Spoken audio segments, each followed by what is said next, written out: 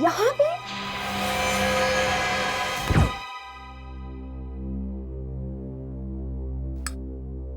वाह अभिजीत, कितना अच्छा खाना बनाया आपने।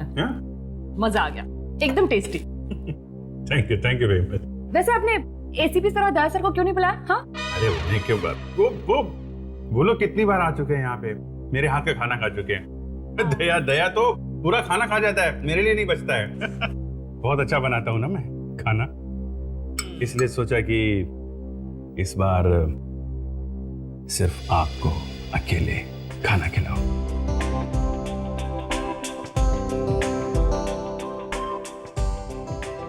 मगर एटलीस्ट सालू के सर को तो बुला लेते। कबाब में हड्डी, किसका नाम ले लिया आपने? क्या कहा आपने? नहीं मतलब सारों के साहब का टेस्ट अलग है, पता नहीं कैसा खाना खाते हैं वो। मेरे हाथ का खाना उन्हें अच्छा नहीं लगता, इसलिए बुलाता नहीं उन्हें मैं यहाँ। अरे ऐसी भी क्या बात कर रहे हैं? अभी इतना अच्छा खाना किसे पसंद नहीं आएगा? हाँ वही तो। वैसे एक बात बोलूं, जिसकी भी शादी आपके साथ होगी ना, वो लड़की सही में लकी होगी। अच्छा, तो फिर क्या इरादा है आपका? हाँ? नहीं मतलब एक अच्छा सा रेस्टोरेंट खोलने के बारे में क्या इरादा है आपका? रेस्टोरेंट? हाँ, बहुत अच्छा आइडिया है। आइडिया अच्छा है ना? एकदम।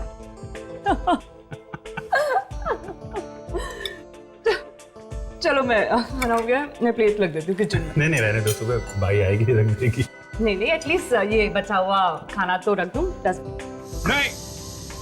नहीं आप मत रखिए, मैं रख देता हूँ।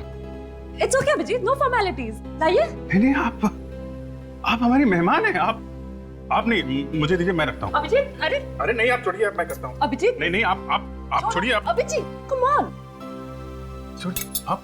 नहीं मतलब ये, अरे यही रख दो, बाहर रख दो। मैं रख दूंगा ना। अरे हाँ अरे बाबा, उसको मत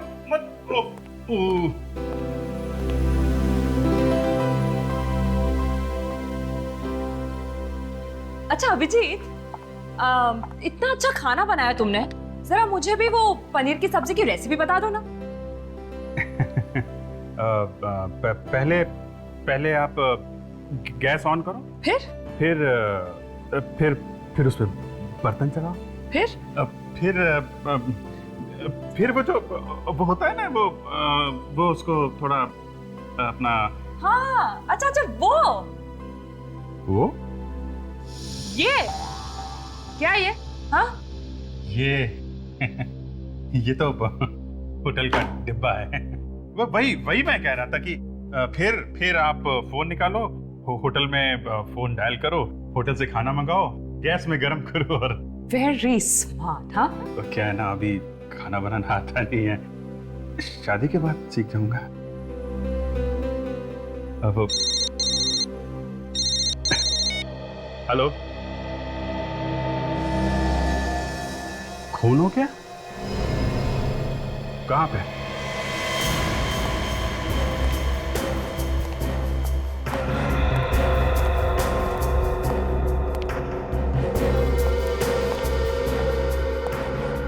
हाँ विक, क्या हुआ है?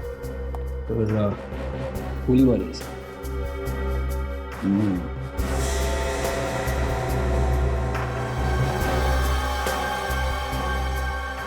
गन पाउडर दे रहे हैं, इसका मतलब है गोली एकदम नजदीक से मारी है।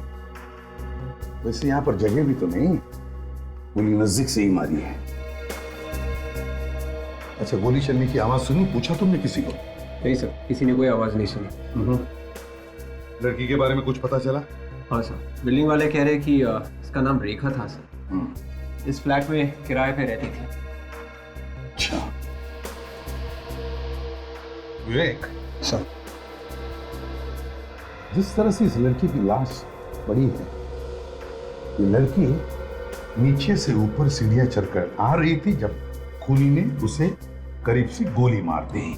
हाँ सर, शायद ये लड़की कहीं बाहर से आ रही हो। One moment sir.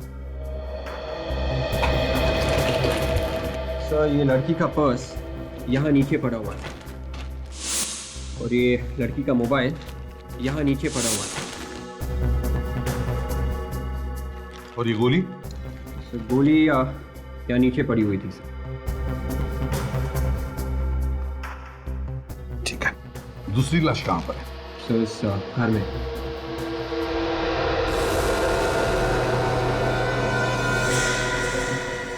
आकर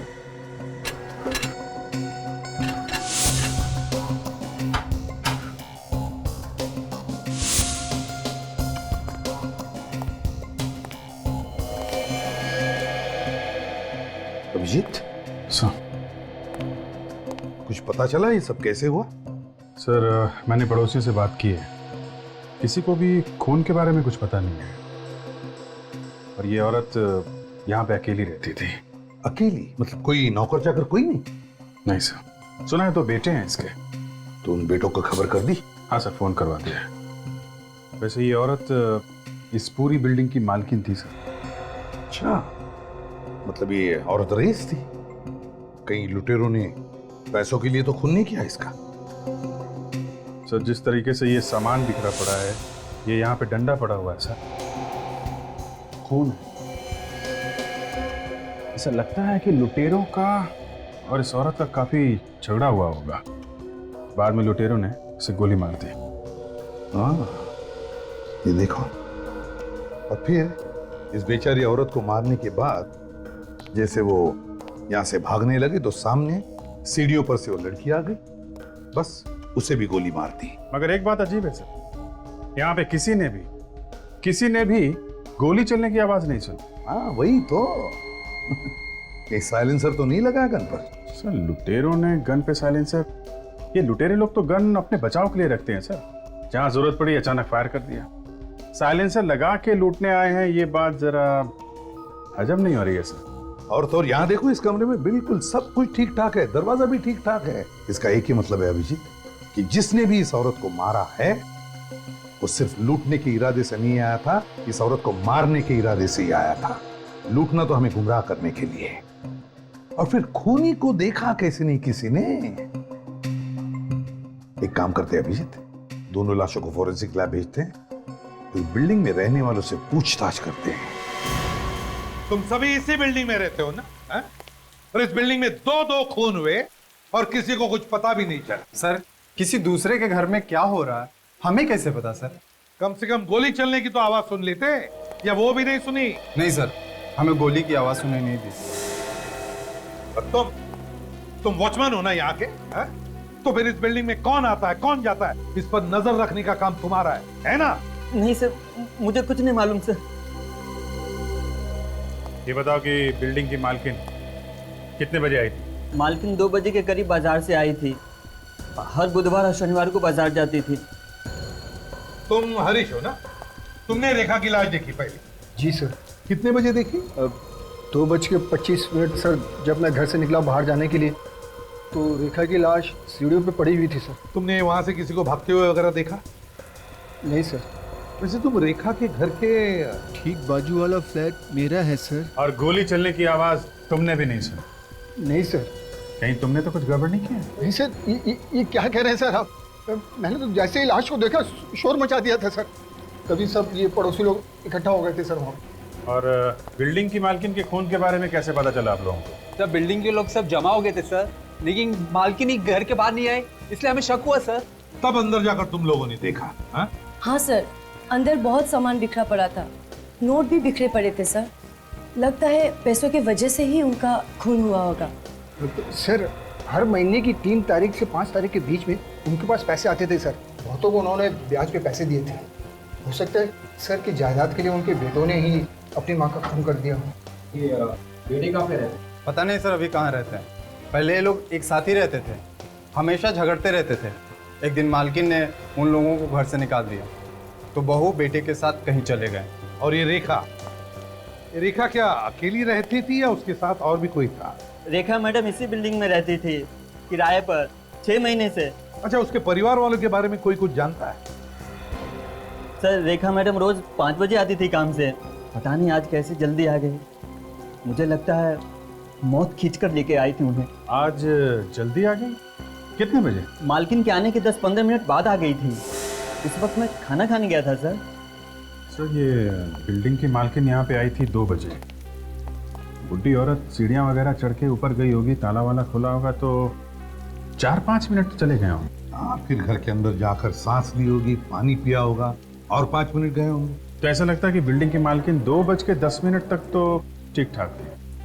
और ये रेखा यहाँ पे आई थी 15 मिनट के बाद, मतलब 2:15 पे। और फिर हरीश कह रहा है कि उसने रेखा की लाश 2:25 पर देखी। इसका मतलब है अभिजीत कि जो कुछ भी हुआ है, मतलब ये दोनों खून 2:10 से लेकर 2:25 के बीच में हुए हैं। यस। इसका एक ही मतलब हो सकता है कि खूनी वहीं पर छुप के बैठा था मालकिन के घर के अंदर, है ना? लेकिन अंदर घुसा कैसे होगा घर में? चाबी कहां से लाई होगी उसने? कहीं डुप्लीकेट चाबी का इस्तेमाल तो नहीं हुआ है? हो सकता है, बिल्कुल हो सकता है। विक, बिल्डिंग को अच्छी तरह से छान मारो, देखो कुछ मिलता है क्या। और इस एरिया में जितने भी चाबी वाले उन सबके पास जाओ, पता लगाओ क्या इस बिल्डिंग में से किसी ने भी डुप्लीकेट चाबी बनवाई है क्या। Yes sir.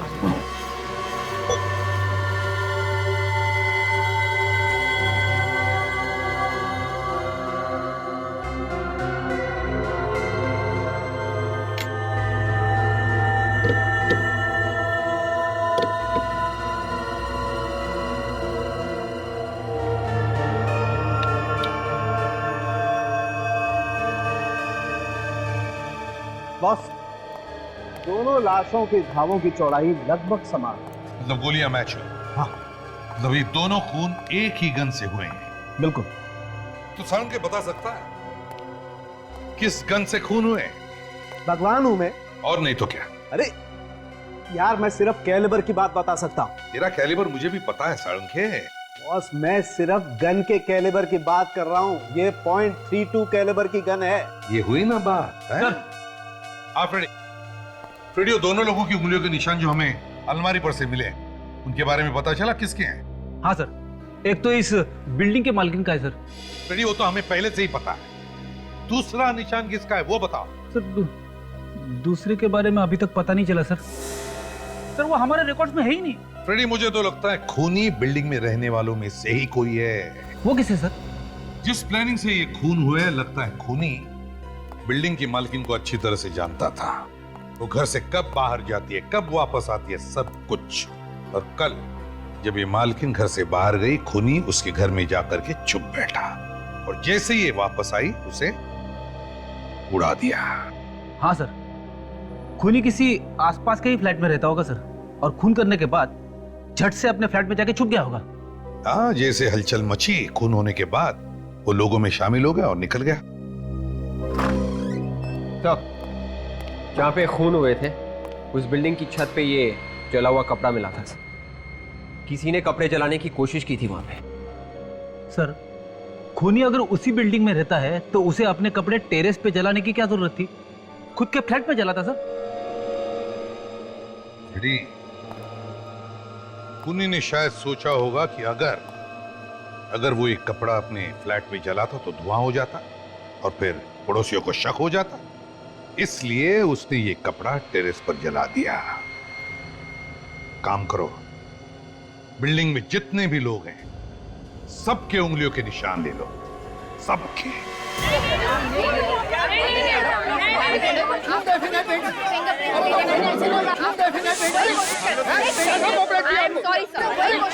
देखिए आप प्लीज यार रुकिए, आपको लाइन में खड़े रहना पड़ेगा।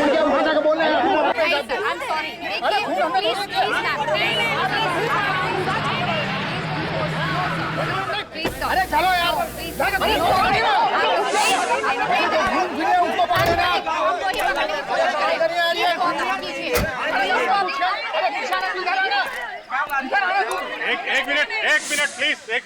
एक मिनट शांत हो जाइए। तो ये लोग उंगलियों के निशान देने से मना कर रहे हैं। क्या बात है, आप लोग अपने फिंगरप्रिंट्स क्यों नहीं दे रहे? लेकिन जब हम लोगों ने खून किया ही नहीं है तो क्यों दे अपनी उंगलियों का निशान? आप लोग बेवजह क्यों परेशान कर रहे हैं हमें? हम लोग आपको परेशान कर रहे हैं? हम जो कुछ भी कर रहे हैं आप लोगों के लिए कर रहे हैं, आपकी हिफाजत के लिए कर रहे हैं। हम सिर्फ ये चाहते हैं कि गुनहगार को सजा मिले, कोई बेगुनाह ना फंस जाए बीच में। और अगर आप लोगों ने कुछ किया नहीं है तो क्यों परेशान है आप लोग? क्यों डर रहे हैं? आप हम पे इल्जाम लगा रहे हैं, सीआईडी पे इल्जाम लगा रहे हैं। अरे सीआईडी कोई जादूगर थोड़ी ना है, चुटकी बजाए और खूनी सामने आ गया। केस सॉल्व करने के लिए हमें आपकी मदद चाहिए।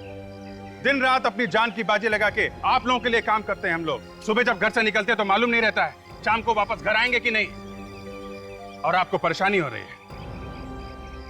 ठीक है, मत दीजिए फिंगरप्रिंट्स, नहीं चाहिए, नहीं चाहिए।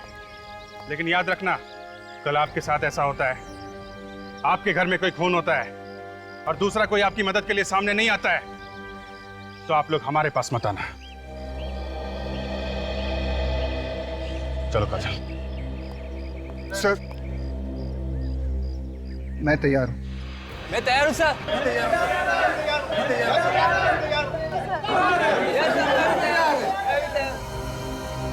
ये लो, आ गई नौटंकी। ये लोग कौन है? सर ये दोनों उसी मालकिन के बेटे हैं जिनकी ये बिल्डिंग है। एक मिनट, आप लोग अंदर नहीं जा सकते। हमें अपनी माँ को देखना है, प्लीज हमें जाने दीजिए। देखिए, अगर आपको माँ को देखना है तो आप लोगों को फॉरेंसिक लैब जाना पड़ेगा। बॉडी फॉरेंसिक लैब जा चुकी है। सर, सभी लोगों के फिंगरप्रिंट्स ले लिए। Very good. एक काम करो, इन लोगों को भी फॉरेंसिक लैब भेज दो।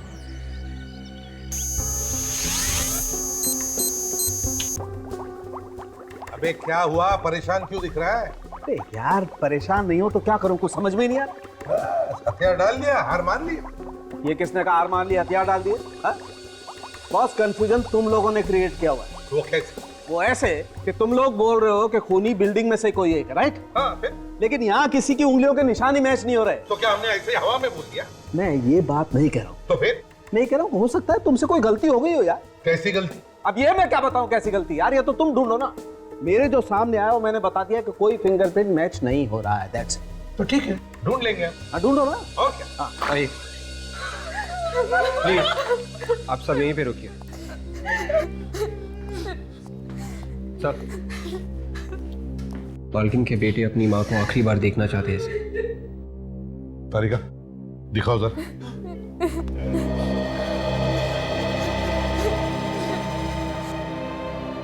आइए।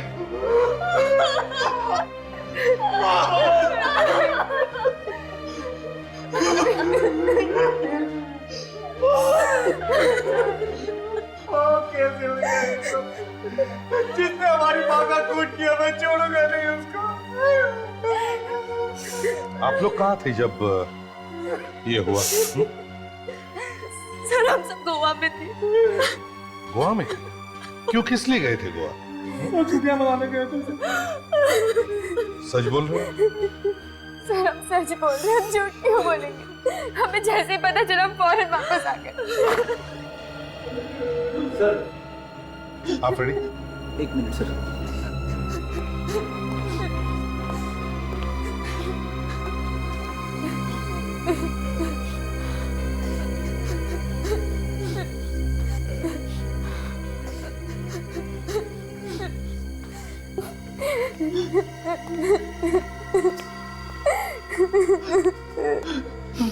तारिका, इन सब की उंगलियों के निशान ले लो। हमारे निशान पर क्यों सर? झगड़ा करके अलग अलग रह रहे थे ना तुम अपनी माँ से। हो सकता है माँ का खून तुम दोनों बेटों ने किया। लेकिन हम लोग तो गोवा में थे। सर हम क्यों करेंगे अपनी माँ का खून सर? अगर तुमने अपनी माँ का खून नहीं किया है तो फिर डर किस बात का? ये तो अपनी उंगलियों के निशान। तारिका, ले लो इनके निशान।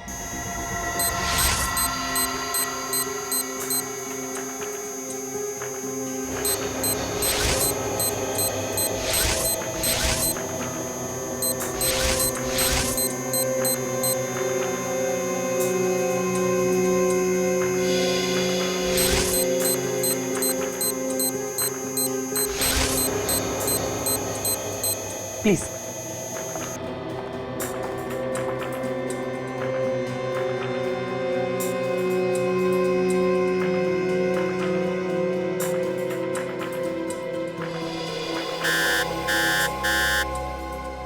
हाँ। सर इनमें से एक इंसान की उंगलियों के निशान मैच हो गया। किसके? इसका सर। मेरी मेरी उंगलियों के निशान कैसे हो सकते हैं? क्यों नहीं हो सकते? तुम्हारी उंगलियों के निशान है, समझे? बताओ, क्यों किया खून तुमने? मैं अपनी माँ का खून क्यों करूंगा? क्योंकि ये तुम्हारी सौतेली माँ थी, सौतेली माँ।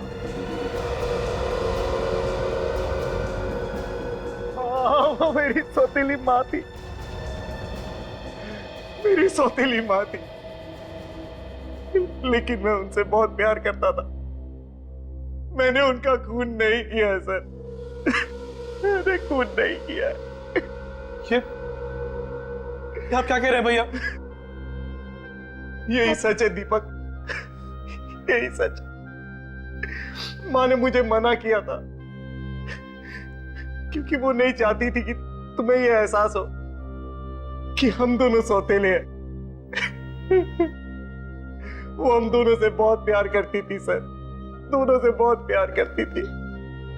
बहुत प्यार करती थी ना, तो फिर बार बार झगड़ा क्यों करते थे अपनी माँ के साथ? सर झगड़ा हमारा नहीं होता था, हमारी बीवियों की नहीं जमती थी माँ के साथ। क्यों? ऐसी क्या बात थी जो तुम्हारी बीवियों की नहीं बनती थी? सर हमारी माँ चाहती थी कि ये लोग काम करें, लेकिन इन्हें तो काम करना अच्छा ही नहीं लगता है, मुफ्त की रोटियां चाहिए बस इन्हें। सर ये तो चाहती है कि कोई रोटी का टुकड़ा तोड़े और उनके मुंह में डाल दे। तो फिर घर छोड़कर क्यों गए तुम लोग? सर माँ ने ही कहा था सर कि अगर हम अलग अलग रहेंगे तो बीवी अपनी जिम्मेदारियां समझेंगी। मैंने तो माँ से मना भी किया था कि हम लोग घर छोड़कर नहीं जाएंगे, लेकिन उन्होंने मना कर दिया। वो हमारा भला चाहती थी। भलाई का बदला तुमने दे दिया खून करके, है ना? सर मैंने खून नहीं किया है। बार बार झूठ बोलने से सच साबित नहीं होता, समझे? सबूत झूठ नहीं बोलते। तुम्हारी उंगलियों के निशान मिले हैं तुम्हारी माँ की अलमारी पर। कैसे आए वो निशान? हैं? बोल। सर 3 दिन पहले माँ ने मुझे घर पर बुलाया था। उन्हें पता चल गया था कि मुझे कुछ पैसों की जरूरत है। फिर वो मुझे 3 लाख देने के लिए तैयार थी, लेकिन मुझे 4.5 लाख रुपए चाहिए थे। लेकिन बाकी के पैसे मांगने में मुझे शर्म आ रही थी। तो मैंने नाटक किया। कैसा नाटक? जैसे ही माँ कमरे में पैसे लेने के लिए गई, मैं भी उनके पीछे पीछे कमरे में चला गया और कमरे में जाते ही तबीयत खराब होने का नाटक करने लगा। माँ बाहर गई पानी लाने के लिए, तभी मैंने अलमारी में से पैसे चुरा लिए। शायद उसी वक्त मेरी उंगलियों के निशान आ गए होंगे। वाह रे वाह, या देखा इस सत्यवादी को? ये माँ से पैसे भी मांगता है, ऊपर से माँ के पैसे भी चुराता है, और फिर कहता है कि पैसे मांगने में शर्म आती है। तो फिर सत्यवादी जी बताइए, फिर क्या किया तुमने? सर अगले ही दिन हम लोग गोवा चले गए। उसके बाद क्या हुआ हमें पता नहीं। ये हमें मालूम है क्या हुआ। ये कल 3-4 घंटे तुम गोवा में नहीं थे तुम गोवा में, बल्कि यहां थे मुंबई में। फ्लाइट से आए थे तुम, अपनी माँ का खून किया और वापस चले गए गोवा। नहीं सर, मैं गोवा से मुंबई आया था, लेकिन मेरे पार्टनर के कहने पर उसे मुझसे कुछ इंपॉर्टेंट पेपर्स पर साइन कराने थे। यही सच्चाई है सर। आप चाहे तो मेरे पार्टनर को फोन करके पूछ सकते हैं। फिर भी आपको लगता है कि मैंने खून किया है तो मुझे फांसी पर चढ़ा दीजिए, लेकिन मैं अपनी माँ का कातिल नहीं हूं सर। मैंने अपनी माँ को नहीं मारा है। एक सगी माँ से ज्यादा प्यार करता था मैं उनसे, सगी माँ से ज्यादा प्यार करता था मैं उनसे। सर भैया सच कह रहे हैं सर, वो माँ का खून नहीं कर सकते। तो वो तो माँ से बहुत प्यार करते थे सर। ये तो हम पता लगा ही लेंगे, समझे?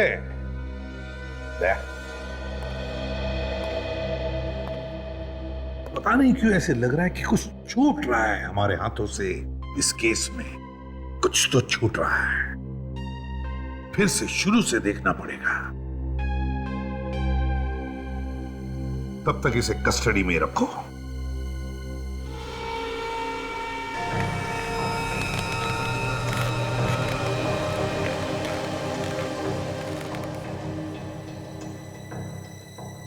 बिल्डिंग में दो दो खून हो गए पर पड़ोसियों को कानों कान खबर तक नहीं। क्यों, कैसे, खून किया किसने होगा? शायद ये लड़की कहीं बाहर से आ रही होगी। वैसे ये औरत इस पूरी बिल्डिंग की मालकिन थी सर। सर ये लड़की का पर्स यहाँ नीचे पड़ा हुआ है और ये लड़की का मोबाइल यहाँ नीचे पड़ा हुआ है।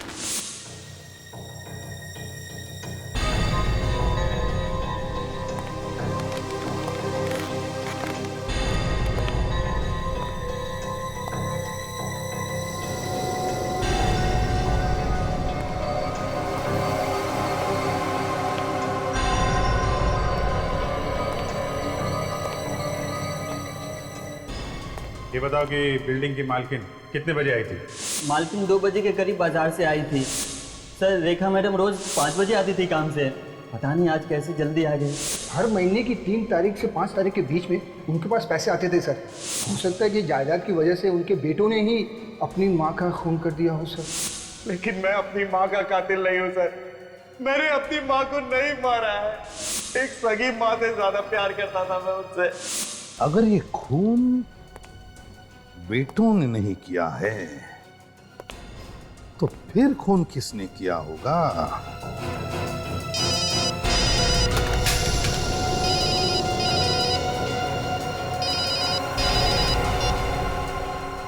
हाँ अभिजीत, अच्छा, हाँ, ठीक है, मैं तुम्हें बाद में फोन करता हूं। Okay okay.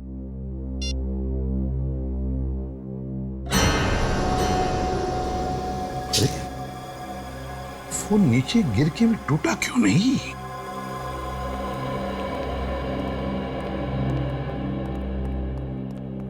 क्या हुआ सर? क्या बात है जो आपने रातों रात बुला लिया हमें? हमारे लिए रात क्या दिन क्या, बात ही कुछ ऐसी है। हुआ कैसे? इस केस में बहुत बड़ा सुराग हाथ लग गया है। सुराग? कैसा सुराग? जब मैं घर गया तो न जाने क्या मेरे दिमाग में आया। मैंने अपना ये मोबाइल फोन 3 बार ऐसे 3 बार गिराया, लेकिन मेरे मोबाइल को कुछ नहीं हुआ, सिर्फ उसका कवर अलग हुआ था और एक छोटा सा स्क्रैच स्क्रीन पर था। मोबाइल बड़ा मजबूत है सर। हाँ है फ्रेडी। मगर सर मोबाइल ना टूटने से इस केस का क्या लेना देना? फ्रेडी, मेरा ये मोबाइल 3 बार ऊपर से नीचे गिरने के बाद भी उसे कुछ नहीं हुआ, सिर्फ एक छोटा सा स्क्रैच स्क्रीन पर।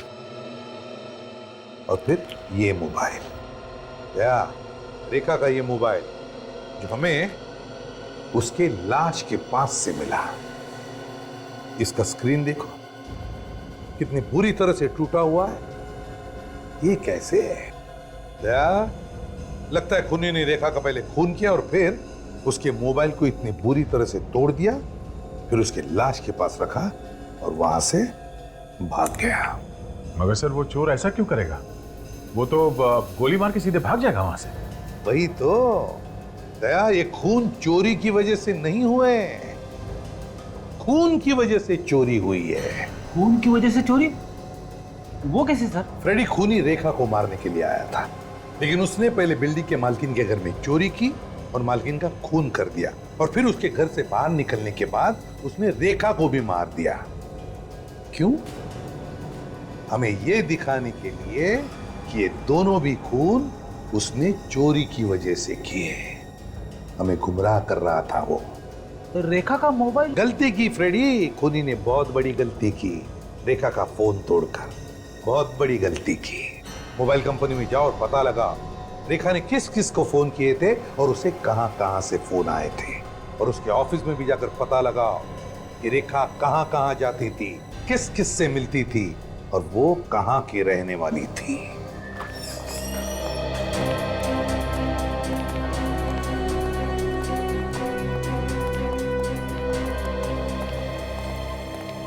यस, कौन है आप लोग? सीआईडी। सीआईडी? जी हाँ। और आप कौन? जी मैं यहाँ का मैनेजर हूँ। क्या बात होगी सर, क्या हुआ? आपके यहाँ जो रेखा नाम की लड़की काम करती थी जी, अब वो इस दुनिया में नहीं रही, उसका किसी ने खून कर दिया। क्या? रेखा का खून हो गया? किसने किया रेखा का खून? अब खूनी को ढूंढ रहे हैं, इसलिए यहाँ पे आए। रेखा बहुत ही अच्छी लड़की थी ऑफिसर, बहुत ही मेहनती थी। सभी के साथ घुल मिल कर रहती थी। कब से काम करती थी वो यहाँ पे? 6 महीने हो गए थे। यहाँ पे उसका किसी से कोई लड़ाई झगड़ा था? सर, जिस लड़के ने आज तक किसी से ऊंची आवाज में बात तक नहीं की, उसका भला किसी से लड़ाई झगड़ा कैसे हो सकता है सर? अच्छा ये बताइए कि उसे काम पे किसने लगाया था यहाँ पे? मेरा मतलब है वो किसी का रेफरेंस लेके आई थी? नहीं सर, अपने आप आई थी, हमारा विज्ञापन देखकर। अच्छा, रेखा के बारे में आप और कुछ भी बता सकते हैं क्या? उसका बायोडाटा है हमारे पास, उसमें सभी जानकारियाँ हैं। मंगाइए बायोडाटा।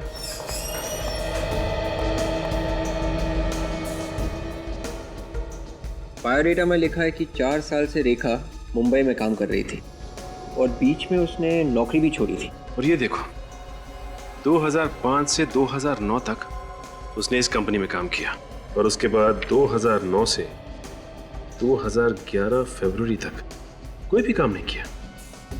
आपने उससे पूछा नहीं इन 2 सालों में उसने क्या किया? पूछा था सर।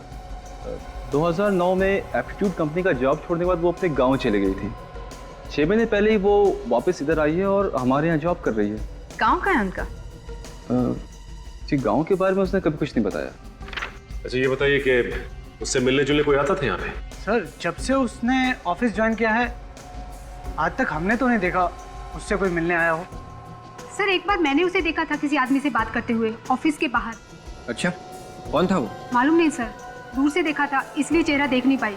ये कब की बात है? सर, 3-4 महीने हो गए हैं। अच्छा, और कुछ याद है आपको? सर, ऐसा लग रहा था जैसे वो आदमी रेखा की खुशामद कर रहा हो। उसके बाद उसको मैंने कभी नहीं देखा। एक बार मैंने रेखा से पूछा था लेकिन उसने इसके बारे में मुझे कभी कुछ नहीं बताया। कौन हो सकता है ये आदमी? दया, 2 और 2:25 के बीच में रेखा और उस बिल्डिंग की मालकिन का खून हो गया। हाँ सर। और फिर 2 बजे 2:15 पर और 2:20 पे एक ही नंबर से रेखा को 3 बार फोन आए। हाँ सर, और मरने से 1 दिन पहले इसी नंबर से किसी ने फोन किया था सर, रात को करीब 11:45 को। पूरे 2 मिनट तक बात की थी। रात को? हाँ सर। दया, जब रात को कोई फोन करता है और इतनी देर तक बात करता है, इसका मतलब है कि वो आदमी कोई जान पहचान वाला ही आदमी हो सकता है। और सर, मरने से पहले ये जो 3 फोन कॉल्स आए थे, हाँ, उसमें पहला कॉल 40 सेकंड, दूसरा 37 सेकंड और तीसरे कॉल में 25 सेकंड तक बात की थी फोन करने वाले ने सर। दया, कहीं ऐसा तो नहीं कि ये जो भी कोई है ये पता लगाने की कोशिश कर रहा था कि उस वक्त रेखा कहां तक पहुंची है? हाँ सर, लगता तो कुछ ऐसा ही है ना? एक काम कर दो, इस नंबर पे फोन करके देखो, पता तो चले ये किसका नंबर है। सर, मैंने इस नंबर पे फोन किया मगर फोन बंद है सर। अच्छा,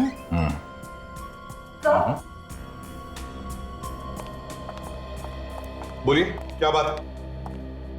सर, मैं रेखा की फ्रेंड हूँ मालिनी। मैं उसके घर गई थी तो बिल्डिंग वालों ने बताया कि उसका खून हो गया है और सीआईडी जांच कर रही है केस की। सही बताया उन्होंने। सर, कुछ पता चला खूनी के बारे में? नहीं, अब तक तो कुछ पता नहीं चला। वैसे आप रेखा को कब से जानती थी? सर, 6 साल पहले हम दोनों साथ में काम करते थे एप्टीट्यूड कंपनी में, मगर 2 साल पहले वो कहीं अचानक गायब हो गई थी। गायब हो गई? कैसे? पता नहीं सर, बिना बताए ना जाने कहाँ चली गई। तो तुमने पता लगाने की कोशिश नहीं की? पता करने की बहुत कोशिश की सर, मगर कहीं कोई सुराग ही नहीं मिला। फिर एक दिन अचानक 5 महीने पहले उसका फोन आया कि वो मुंबई वापस आ गई है। तो तुम उससे मिली? हाँ सर, 4-5 बार मिली और कल रात को मैं मिलने वाली थी। हाँ, बेचारी का उससे पहले ही खून हो गया। मैंने कई बार उसका फोन भी ट्राई किया मगर उसका फोन स्विच ऑफ आ रहा था सर। हम लोग फिल्म देखने जाने वाले थे मगर उसका कोई फोन ही नहीं आया। वैसे तुम्हारी दोस्त रेखा का किसी से प्यार व्यार का चक्कर था क्या? इसके बारे में तो कभी कुछ बताया नहीं उसने। अच्छा, ये एप्टीट्यूड कंपनी कहाँ है? ये कंपनी तो 1.5 साल पहले बंद हो चुकी है। उसने कभी बताया कि 2 साल पहले वो अचानक कहाँ गायब हो गई थी? क्या तुमने पूछा उससे? मैंने पूछने की कई बार कोशिश की मगर उसने इसके बारे में कभी कुछ भी नहीं बताया मुझे। चलो कोई बात नहीं। वैसे थैंक यू वेरी मच, आपके आने से हमें रेखा के बारे में बहुत कुछ पता चला। आप जा सकती हैं, मगर हाँ, अगर जरूरत पड़े तो हम आपको वापस बुला लेंगे, ठीक है? जरूर sir. Thank you. Thank you very much. क्या जरूर इस रेखा के साथ कुछ न कुछ हुआ था 2 साल पहले, जो गायब होगी और फिर 2 साल के बाद में वापस भी आ गई। और आने के 6 महीने बाद ही किसी ने उसका खून कर दिया सर। अच्छा, उसके गांव के बारे में कुछ पता चला? हाँ सर, रेखा के ऑफिस में जो वॉचमैन है उसने कहा कि एक बार रेखा ने उसे मनी ऑर्डर करने के लिए दिया था नासिक के पास किसी गांव में। निखिल गया है पता करने के लिए। सर, जिस नंबर से रेखा को फोन किया गया था वो नंबर किसी नितिन नाम के आदमी का है सर, कांदिवली में रहता है। लोकेशन पता चला? आखिरी बार किस जगह से फोन आया? हाँ सर, उसी बिल्डिंग से आखिरी बार फोन किया गया था सर, जहां पे उन दोनों का खून हुआ है। उसी बिल्डिंग से फोन आया था। तो बस उठाओ इस नितिन को। परेशान क्यों हो रहे हो भाई? अंदर से देखना है क्या? ये घर नितिन का ही है। हाँ, नितिन का ही है। नितिन कहाँ पे? अमेरिका का वीजा है। नहीं, क्यों? फिर तो मिलना मुश्किल है। मतलब ये नितिन अमेरिका में? हाँ। कब से? 2 साल हो गए। जब से उसका नौकरी यहाँ से छूट गया ना, वहीं पे चला गया। सर, ये रेखा भी 2 साल पहले गई थी मुंबई छोड़ के, और ये नितिन भी 2 साल पहले। कहीं इन दोनों का आपस में कोई संबंध तो नहीं? अच्छा, ये बताइए कि ये नितिन 2 साल पहले यहाँ पे कहाँ काम करता था? हाँ, बताया तो था। परेड में कोई कंपनी थी, एप्टीट्यूड नाम की। ये रेखा भी तो एप्टीट्यूड कंपनी में काम करती थी सर। और ये नितिन 2 साल से अमेरिका में है और उसका मोबाइल चालू है। और हो सकता है जो उसका मोबाइल इस्तेमाल कर रहा है। अच्छा, ये बताइए कि इस घर में और भी कोई रहता है क्या? हमें अंदर से घर देखना है। चाबी तो मेरे पास नहीं है, वो दोस्तों को देके गया। वो कौन है ये दोस्त? नाम क्या है उसका? नाम क्या बताया था उसने? हाँ, रजत है नाम उसका। सर, अभी तक सिर्फ एक ही नाम सामने आया है जिस पे शक किया जा सके, और वो है रजत, क्योंकि नितिन के घर की चाबी उसी के पास रहती थी और वही नितिन के नाम से मोबाइल कनेक्शन भी ले सकता था। रजत रहता कहाँ है वो ढूंढना पड़ेगा। सर, हाँ निखिल, क्या पता चला रेखा के बारे में? सर, रेखा नासिक के पास बराली गांव में रहती थी सर। अच्छा, और गांव से कुछ पता चला उसके बारे में? हाँ सर, वो शादीशुदा थी और अपनी माँ के साथ रहती थी गांव में। क्या रेखा शादीशुदा थी? हाँ सर, उसका 1.25 साल का एक बेटा भी है। बेटा भी है? ओह, इसका मतलब है यहाँ से काम छोड़ने के बाद वो मुंबई से गांव चली गई और वहाँ पे उसने शादी कर ली। नहीं सर, उसकी शादी यहीं पे हुई थी, मुंबई में। उसके पति ने उसको धोखा दे दिया था, इसलिए 2 साल पहले वो मुंबई छोड़ के नासिक चली गई थी। क्या, कैसे धोखा किया? सर, वो पहले से शादीशुदा था। अच्छा, इस रेखा के पति का नाम क्या है? सर, रजत। रजत? नितिन के दोस्त का नाम भी रजत है। कहीं नितिन का दोस्त और रेखा का पति रजत एक ही आदमी तो नहीं है? हो सकता है सर।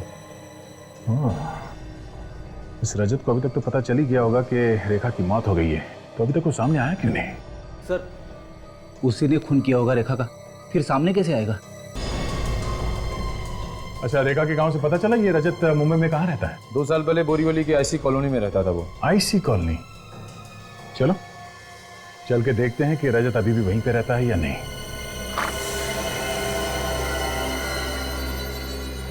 क्या बात है भाई साहब, किससे मिलना है? रजत से। हाँ बताइए, मैं ही हूँ। दरवाजा खोलो। आप लोग कौन? सीआईडी। सीआईडी? हाँ, सीआईडी।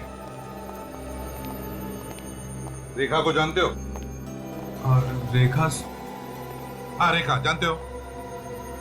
अभी सब ड्रामा देखने का टाइम नहीं हमारे पास। जानता है या नहीं? हाँ हाँ, वो जानता हूँ सर। उसका खून करके यहाँ पे आके छुप के बैठा तू? सर, खून? हाँ। क्या सोच क्या रहा था? सर, भी आप लोगों ने नहीं तो बताया सर कि उसका खून हो गया। परसों दोपहर को 2 और 3 बजे के बीच में कहाँ थे तुम? मैं पूना में था सर। सबूत क्या है तुम्हारे पास? सबूत सर, होटल रॉक सर। आप चाहिए तो फोन करके पूछ लीजिए, मैं रूम नंबर 203 में ठहरा हुआ था सर। विवेक, पता लगाओ ये सच बोल रहा है या झूठ। Yes sir. रेखा से मिले थे ना तुम? हाँ सर, 2 बार मिला था सर, वो भी सर 3 महीने पहले मिला था। कहाँ पर? सर, रेखा मुंबई में नहीं थी। अचानक 3 महीने पहले मैंने उसको उसके ऑफिस के बाहर देखा, तब मुझे पता चला कि रेखा मुंबई में है।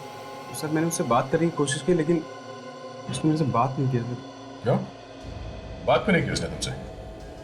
मेरे से थोड़ी गलती हो गई थी। गलती? कैसी गलती?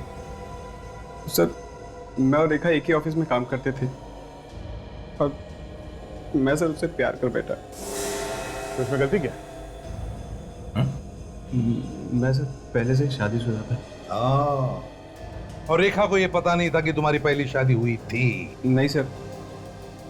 फिर रेखा भी मेरे से प्यार करने लगी, फिर हम दोनों ने चुपके से दूसरी शादी कर ली और फिर सर जैसे उसको पता चला वो मेरे से नाराज हो गई और छोड़ के चली गई सर। और अब जब तुम्हें मिली तो तुम्हें डर लगा कि कहीं ये तुम्हें पकड़वा ना दे, हाँ? इसीलिए उसका खून कर दिया? नहीं सर, मैं तो सर पिछले 3 महीने से उससे मिला नहीं सर। नितिन कौन है? नितिन? हाँ दोस्त है मेरा, हम दोनों एक ही ऑफिस में काम करते हैं। आजकल वो अमेरिका में है सर। तुम्हारे और रेखा के रिश्ते के बारे में ये नितिन जानता है? हाँ सर। ये मोबाइल नंबर 0190732802 जानते हो? नहीं सर। किसी ने नितिन के घर के एड्रेस प्रूफ पे ये नंबर लिया है? नहीं सर, ये कैसे हो सकता है? सर नितिन के घर के सारे पेपर्स मेरे पास हैं और उसके एड्रेस पे ये नंबर कैसे निकाल सकता सर कोई? वो तो हम पता लगा ही लेंगे कि इस एड्रेस पे किसी ने ये नंबर कैसे लिया। सर ये सच कह रहा है, ये पूना में ही था। इस वक्त तुम्हारी पहली बीवी कहाँ है? सर पता नहीं सर। मालूम नहीं? उसकी फोटो है तुम्हारे पास अभी भी? हाँ सर। लाइए दिखाई।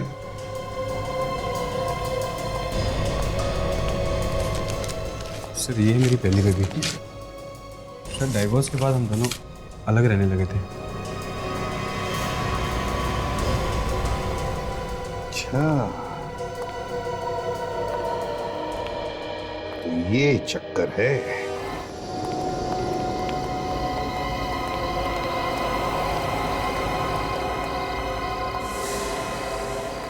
दरवाजा तो खुला है, कोई तो अंदर होना चाहिए।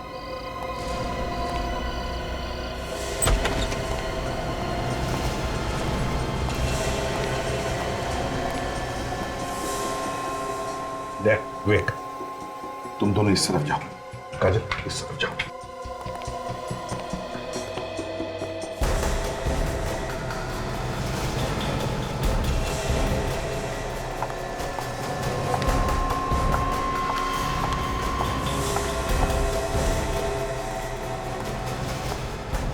कहां भाग रही हो? मैं कहीं नहीं भाग रही सर, मैंने कुछ नहीं किया। तो फिर ऐसे चुपके चुपके क्यों भाग रही हो, एक गुनहगार की तरह? मैं सच कह रही हूँ सर, मैंने कुछ नहीं किया, मैंने कोई गुनाह नहीं किया। हाँ तो दिख ही रहा है, सर से लेके पांव तक शराफत में डूबी हो तुम।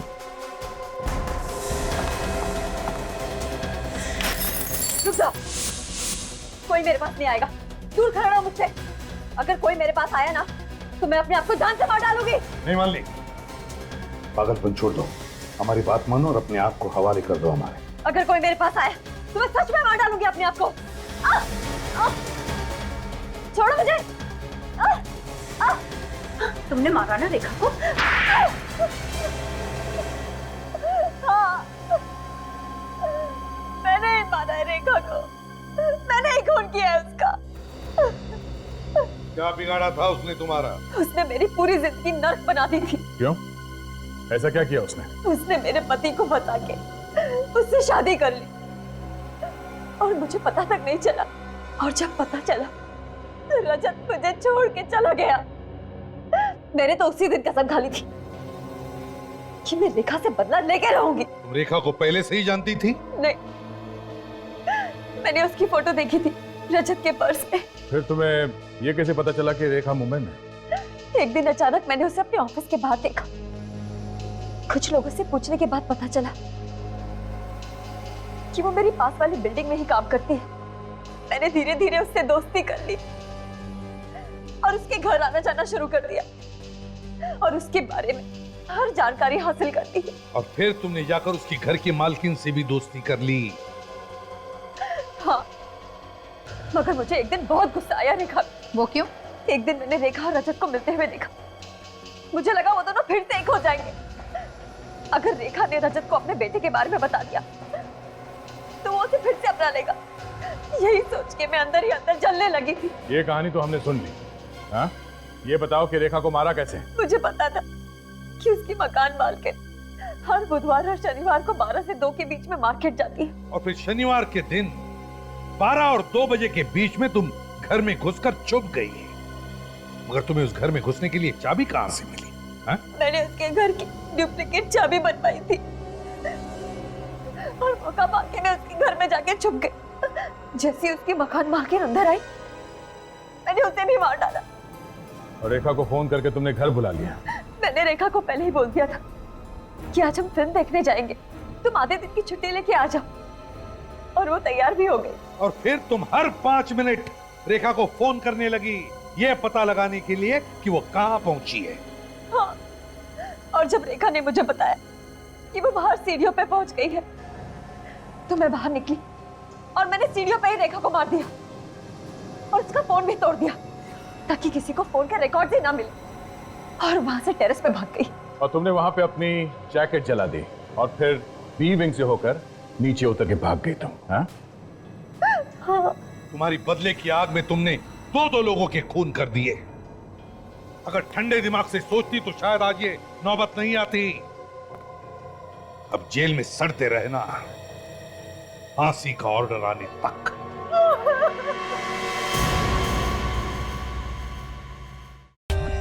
For more updates, subscribe to our channel, click the show links and enjoy watching the videos.